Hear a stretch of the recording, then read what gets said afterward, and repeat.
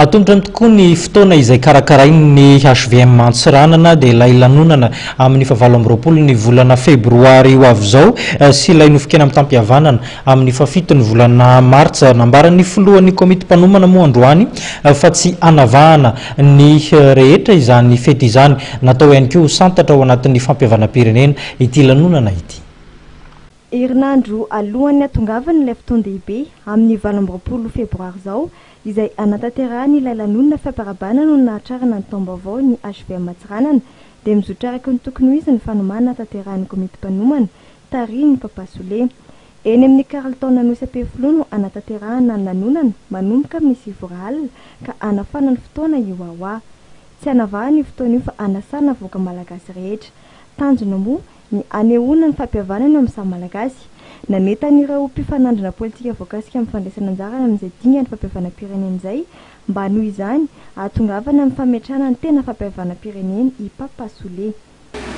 Zay zany tsy mitady itsikera na iza fa nay fotsiny zany matao tonga eto zany zay raha nanao nety daholo ny mpitondra fanjakana isanambarany tonga teo aloha dia tsy tonga teto zay satria samby diso daholo n'olo rehetrarehetra ka tokony mibebaka na miakolpa amin'ny voaka malagasy. Tsy tonga teto zay raha ohatra ka samy nanao nety daholo zany ny mpitondra rehetrarehetra ny fandimby teo ka zay nagnanaovany antsoavy, mbola manao antsoavy ihany zay amindreo ray aman-dreny, amindreo zoky, amin'ny ray aman-dreny am-panahy na dia misy aza somary misitika kely zay mino sy magnategna fa tsy afaka miala amin'izay fampihavanana zay atsika.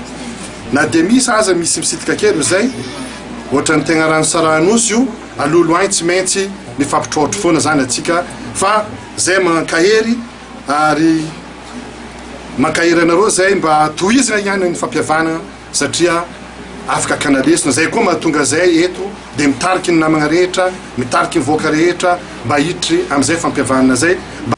Nahazo tsodrano avy amin'ny HVM Foibe ity lanonana ity hoy ny coach ny HVM faritra Diana Andriamatoa Ulrika Andretiny. Ankoatra ny lanonana amin'ny 20 febroary izao dia isy ihany koa nofikena amin'ny tampihavanana tanterahana amin'ny 7 marsa izao manomboka amin'ny 10 maraina eny amin'ny LMA Ampefilo. Vaiavy Sila kosa no anafana ny lanonana amin'io. Marina fa hatramin'ny fiandohan'ity volana ity no efa niasa ny komity mpanomana izay miara-miasa akaiky amin'ireo andriambavilanitra hisahana ny fandraisana ireo olona amin'ny fotoana io.